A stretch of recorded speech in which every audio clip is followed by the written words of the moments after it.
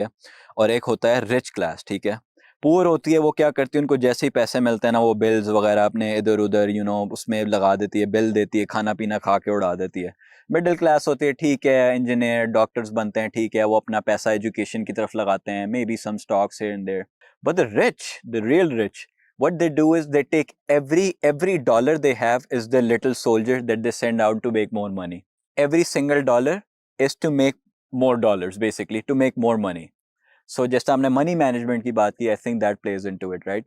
जो भी तुम्हें पैसे मिले हैं उसमें से आधा से ज्यादा या आधा कैपिटल तुमने आगे एक्सपेंशन में लगा देना है। मैं एक कहानी बताता हूँ और फिर एक मिसाल देता हूँ। तुम्हारी बहुत अच्छी बात की है तुमने।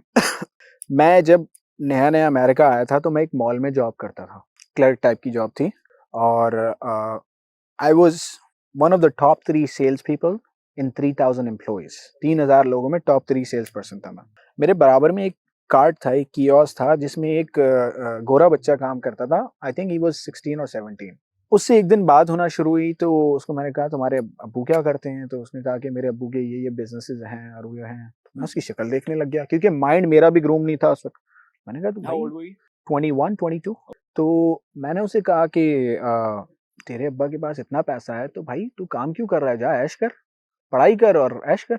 जो हमारा माइंड सेट हाँ, होता है। आई एम पाकिस्तानी भाई, मैं वहीं से आया हूँ, मैं कोई I am not a special being. मुझे गलत बोला गया, मैंने ठीक किया। उसने मुझे ये कहा कि मेरी फैमिली, मेरे घर वाले बिलीव करते हैं कि हर बंदे को अपना करना है, वो मेरे अब्बू की चीजें हैं, मेरी नहीं है वो। So there is no concept of inheritance उनके जहन में।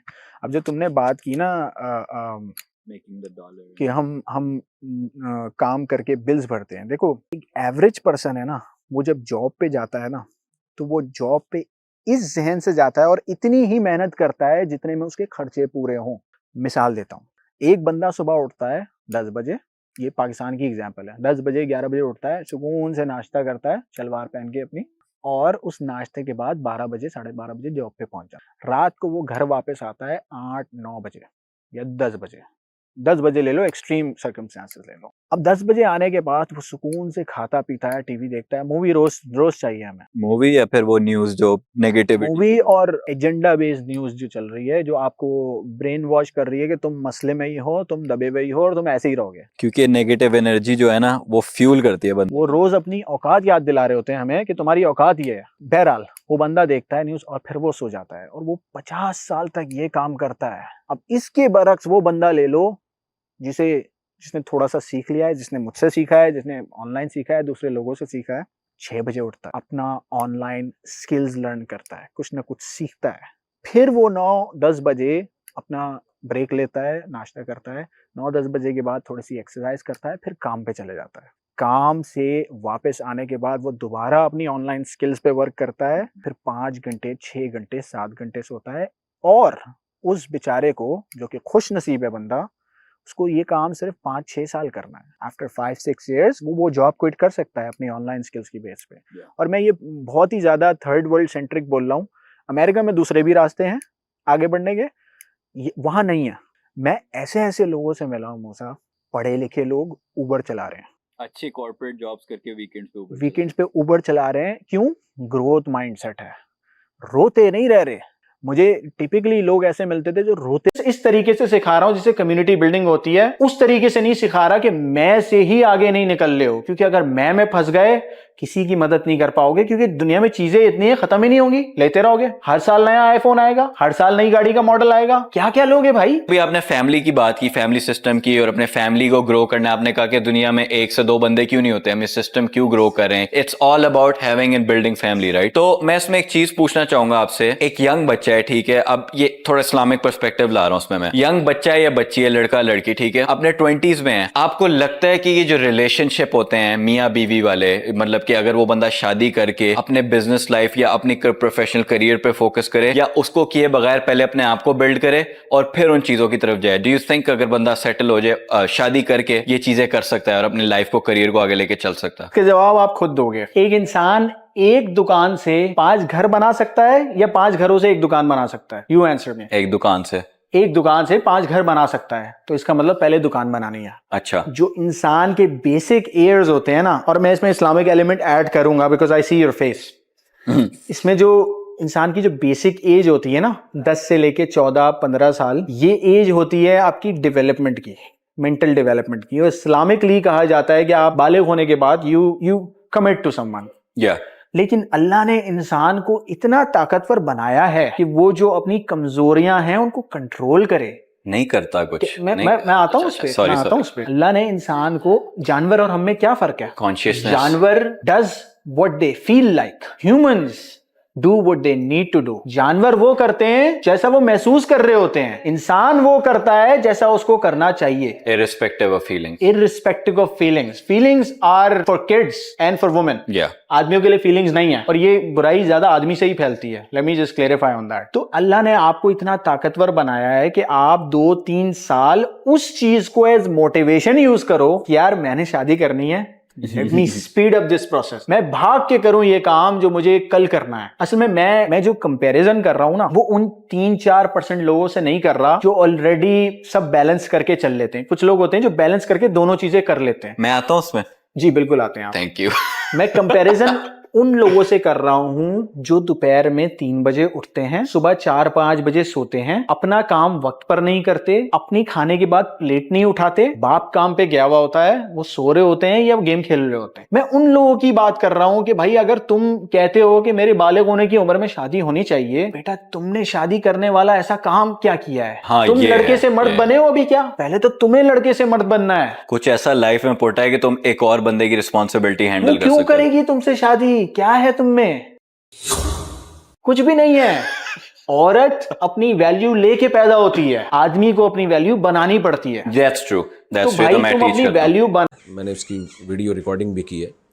कराची के लड़के हमें बहुत मिले अमेरिका में, तो उनकी मैं कारगुजारियाँ पूछता था, यार आपने क्या किया? मैं ऐसी ऐसी मेहनतें की है ना उन्होंने। वो कहते हैं यार हम पाकिस्तान में कर लेते तो क्या, लेकिन यहाँ उनको शर्म आती है।